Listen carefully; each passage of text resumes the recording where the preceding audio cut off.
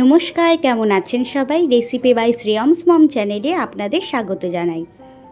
আজ আমি আপনাদের সাথে ভোলা মাছ দিয়ে তৈরি ফিশ ফ্রাইয়ের রেসিপি শেয়ার করব। তো যাই হোক, ভোলা মাছের পিসগুলি ফিলের মতন করে কেটে নেওয়া হয়েছে। এবারে মাছের ফিলেগুলিকে নুন, গোলমরিচ আর পাতিলেবুর রস দিয়ে ভালোভাবে মাখিয়ে 15 মিনিটের জন্য ম্যারিনেট অবস্থায় রেখে দিতে হবে।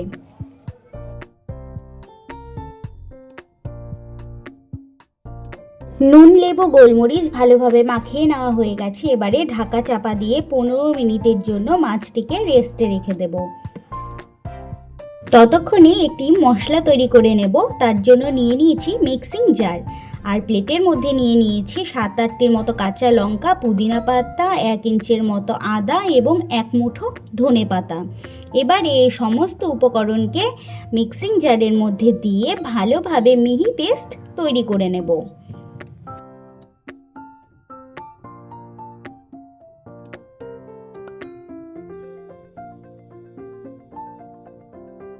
পনেরো মিনিট হয়ে গেছে। এবার মাছের যেই পাত্রের মধ্যে ঢেকে রেখে দেওয়া হয়েছিল সেটিকে সরিয়ে দিচ্ছি। আর যে এক্সট্রা লেবুর রসের যে জলটি ছিল, মাছ থেকেও কিছু জল ছেড়েছে, সেই জলটি একটি বাটির মধ্যে নিয়ে জলটিকে ফেলে দিতে হবে। তো লেবুর রস দেওয়ার একটাই কারণ, যাতে মাছের কাঁচা গন্ধটি চলে যায়। এবার এই যে মশলাটি বানিয়ে রেখেছিলাম পুদিনা ধনে পাতা, সেই মশলাটিকে দিয়ে ভালোভাবে মাছটিকে ম্যারিনেট করে রেখে দিতে হবে যতক্ষণ সম্ভব হয় ততক্ষণ।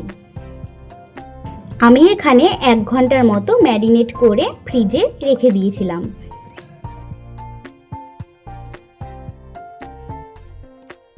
এক ঘন্টা হয়ে গেছে।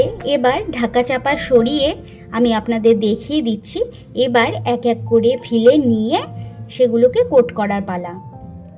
মাছগুলিকে ভালোভাবে কোট করার জন্য আমি এখানে কর্নফ্লাওয়ারকে জলের মধ্যে ভালোভাবে গুলে নিচ্ছি। তবে বেশি পাতলা ব্যাটার করা কিন্তু যাবে না, ঘনই রাখতে হবে। আর নিয়ে নিয়েছি বিস্কিটের গুঁড়ো। আপনারা যদি চান অবশ্যই ব্রেড ক্রাম্ব ব্যবহার করতে পারেন। প্রথমে মাছের ফিলেটিকে বিস্কিটের গুঁড়োর মধ্যে ডিপ করে চারিপাশে লাগিয়ে তারপরে কর্নফ্লাওয়ারের যে ঘোলটি বানিয়ে রেখেছি তার মধ্যে দিয়ে আবার বিস্কিটের গুঁড়োর মধ্যে দিয়ে ভালোভাবে কোট করে নিতে হবে। আর শেপগুলি যাতে ভালো আসে তার জন্য আমি চপার বোর্ডের উপরে চাকু দিয়ে ভালোভাবে এগুলোকে সাইড থেকে শেপ করে নেব। আমি কিন্তু এখানে ডাবল কোটিং করছি, তো আপনারা যদি চান একবার কোট করেও নিতে পারেন। তবে আমি কিন্তু কোটিংয়ের জন্য এখানে ডিমের কোনো ব্যবহার করিনি। আপনারা যদি চান অবশ্যই কর্নফ্লাওয়ারের মধ্যেও ডিম একসাথে গুলে নিতে পারেন, আবার ডিম আলাদা করেও গুলে নিতে পারেন। আশা করি কিভাবে কোট করে নিয়েছি সেটি আপনাদের বুঝতে কোনো রকমের অসুবিধে হয়নি।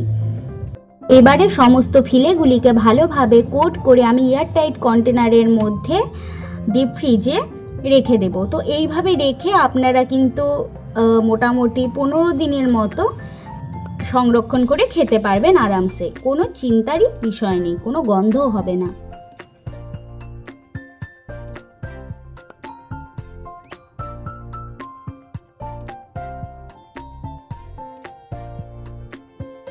সমস্ত ফিলেগুলি আমার এয়ারটাইট কন্টেনারের মধ্যে নিয়ে নেওয়া হয়ে গেছে।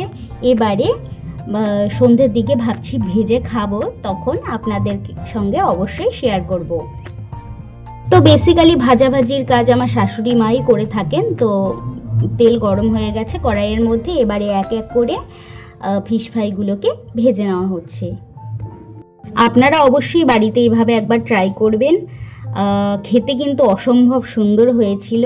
আর মাছের যেই মোটা মোটা রেখেছি আমিও, তো ভাঙলে পরে এত সুন্দর মাছটা এত সুন্দর মুখে পড়ছে, বলে বোঝানো যাবে না। এটা ট্রাই না করলে একদমই বোঝানো যাবে না। আর আমার ভিডিও যদি ভালো লাগে লাইক, শেয়ার এবং সাবস্ক্রাইব করে অবশ্যই আমার পাশে থাকবেন। সমস্ত ফিশ ফ্রাই আমার ভেজে নেওয়া হয়ে গেছে। ফাইনাল লুকটি আপনারা দেখে নিন। আমি কাসুন্দি, শসা কুচি আর পেঁয়াজ কুচির সাথে এটিকে সার্ভ করেছিলাম। এবারে আমি সুদীপ্তকে সার্ভ করে দিয়েছি। সুদীপ্ত আপনাদেরকে ভেঙে দেখিয়ে দিচ্ছে। আহা, এই যেন অমৃতর মতো, তাই না? কি সুন্দর, মাছটিকেও দেখা যাচ্ছে বেশ মোটা মোটা, তাই তো? খেতেও কিন্তু অসম্ভব সুন্দর হয়েছিল, সুদীপ্তও বলল।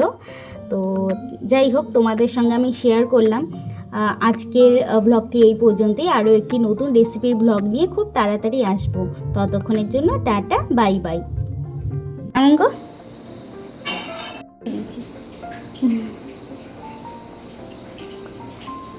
পুরো মাছে ভরা, হ্যাঁ।